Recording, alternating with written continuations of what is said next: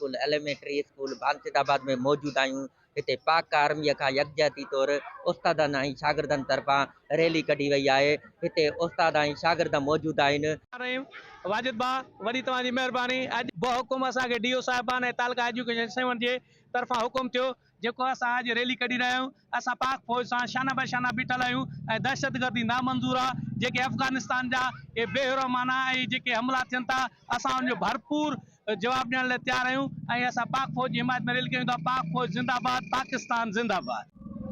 हम पाकिस्तान कौम अपनी फौज पाकिस्तान के साथ हैं और ऐसी नाकाबिल दहशतगर्दी के सख्त लफ्जों में मुजाहिद करते हैं। हम पाकिस्तान कौम होने के नाते